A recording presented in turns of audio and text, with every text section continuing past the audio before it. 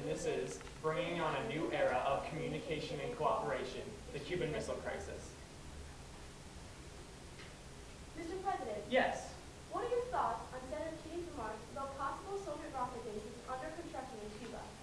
Well, if Cuba were to become an offensive missile base of significant capacity for the Soviet Union, then this country would do whatever must be done to protect its own security and that of its allies. That was at a press conference on September 13, 1962, when President John F. Kennedy was convinced that the Soviet Union would never place nuclear missiles in Cuba.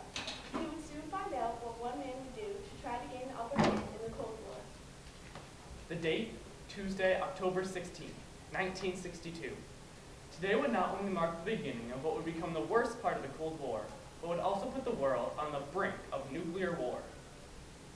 Mr. President, Yes, McGeorge. I have some chilling information to share with you. What is it? Yesterday, the photographs in Sir, on Sunday, Major Richard Heiser completed a U-2 reconnaissance mission over Cuba to take photos of the sun actions from the Soviets there. Yes, I was informed of this. Did they find anything relevant? Yesterday, the photographs were analyzed by the CIA's National Photographic Interpretation Center. And? There's evidence that there are Soviet rocket bases under construction in San Cristobal, Cuba. What? This can't be, I mean... I'm sorry, Mr. President, but the evidence is conclusive. Would you look at that? 8 missile trailers, tent areas, launch pads under construction. This can't be good. Oh my word. The medium-range ballistic missiles in the works who have the capability to strike almost every city in the continental United States. Many questions faced me that day. The most clear, how to get these missiles out of Cuba. Was military action unavoidable? How might the Soviets respond, both in Cuba and in other parts of the world? Would military escalation lead inevitably to a nuclear exchange? I met that morning with a group of my chief advisors at 11:45, and we came to the conclusion that there were 2 major possibilities. A quick airstrike to Cuba, followed by an invasion, or a naval quarantine of Cuba with the threat of military action. The next day, military units began moving to the southeast corner of the United States, closest to Cuba, in case fast military action was needed. On the morning of October 16th, I was at my office early to catch up on work that accumulated while on vacation. I was still unaware that the U.S. had any idea what was going on in Cuba.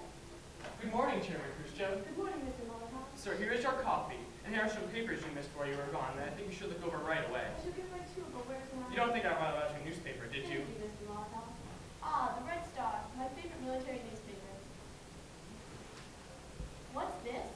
Now the Americans think they're far more advanced than us in nuclear weaponry? Where does this outburst of American self-assurance come from? Just the other day, President John F. Kennedy said that he thought the nuclear capabilities of the U.S. and Soviet Union were equal at best.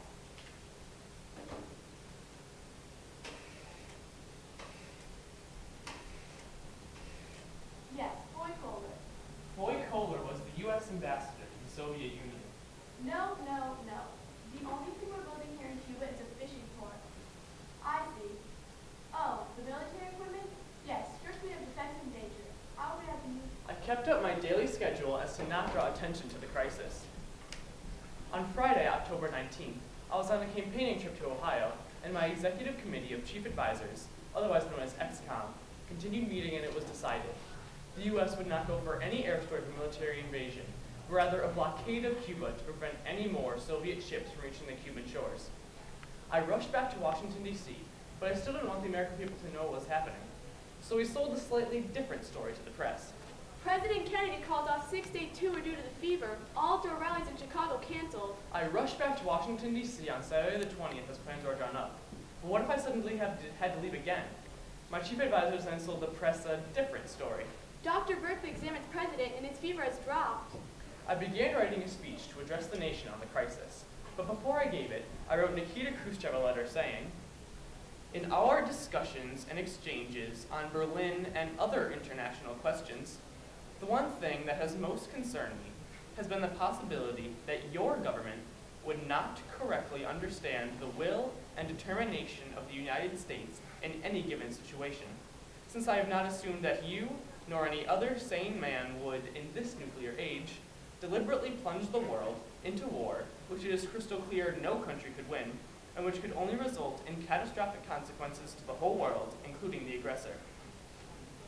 At 7 o'clock that night, I made what may have been the most important speech of my presidency. Good evening, my fellow citizens. This government, as promised, has maintained the closest surveillance of the Soviet military buildup on the island of Cuba. Within the past week, unmistakable evidence has established the fact that a series of offensive missile sites is now under construction on that imprisoned island. The purpose of these bases can be none other than to provide a nuclear strike capability against the Western Hemisphere. The next day, I signed Proclamation 3504 authorizing the naval quarantine of Cuba. The ships then moved into place around the island. I received President Kennedy's letter and wrote him a response saying, "You, Mr. President, are not declaring quarantine, but rather setting forth an ultimatum and threatening that if we do not give in to your demand, we will use force. Consider what you are saying. Do you want to persuade me to agree to this? What would it mean to agree to these demands? It would mean guiding oneself in one's relations with other countries, not by reason, but by submitting to arbitrariness. You are no longer appealing to reason, but wish to intimidate us." That Thursday, the 25th of October, I called all freight ships back to the Soviet Union. Sevsюди вернуться в Советский Союз. Кубинские воячи не будут умраться собой независимость. On Friday, October 26th, Fidel Castro, Prime Minister of Cuba, wrote me a private letter urging me to perform a quick airstrike on the U.S. I ignored his request and wrote President Kennedy another letter saying we would remove all offensive workers from Cuba if they lifted their naval quarantine and promised never to invade Cuba. On Saturday the 27th, the 12th day of the crisis, we received a slightly more demanding letter from Moscow stating that we needed to remove the offensive missiles that we had in Turkey, even though they were obsolete. That night, my brother Robert Kennedy met in secret with Ambassador Anatoly Dobrinin, and they decided a promise should be signed never to invade Cuba. Also, unbeknownst to the American public, we made another promise to remove the obsolete offensive missiles from Turkey. I received President Kennedy's proposal the next morning and wrote him a response saying we agreed to these terms. The Soviet Union would quickly remove all offensive weapons from Cuba, while the United States lifted their naval quarantine and removed all offensive weapons from Turkey. But because we feared time was running out, we broadcasted our response over Radio Moscow. We had been monitoring Radio Moscow 24/7 since the crisis started, and when this message came on, we all immediately grasped the significance of it. We later received the same letter, but in text form. On Sunday, October 28th, the Cuban Missile Crisis had officially come to an end. Members of XCOM greeted all of this with mixed response, but I knew Khrushchev's words were genuine. I immediately wrote him a response, which was broadcasted over the Voice of America. I welcome Chairman Khrushchev's statesmanlike decision to stop building bases in Cuba, dismantling offensive weapons, and returning them to the Soviet Union. I think that you and I, with our heavy responsibilities for the maintenance of peace, were aware that developments were approaching a point or events could have become unmanageable. So I welcome this message and consider it an important contribution to peace. Those past 13 days were the closest the world had ever come to a nuclear war. Thousands of protesters held on the streets outside the White House. People were on both sides of the argument, whether my decisions during the crisis had been good or bad. They were debating my diplomacy, but I had stood strong to my instinct. 9 months later, President John F. Kennedy and I met. We signed a treaty saying there was to be no more nuclear testing done in the atmosphere. This brought on what people believed to be a new era of communication and cooperation.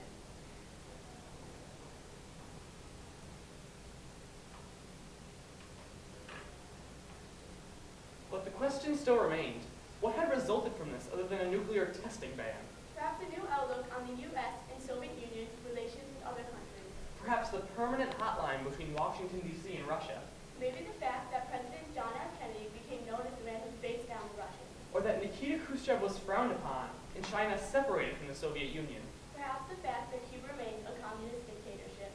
The possibilities for what the most important outcome was are endless. Sadly, President John F. Kennedy was assassinated in 1963. And chairman of the Soviet Union, Nikita Khrushchev, was overthrown by communist leaders in 1964.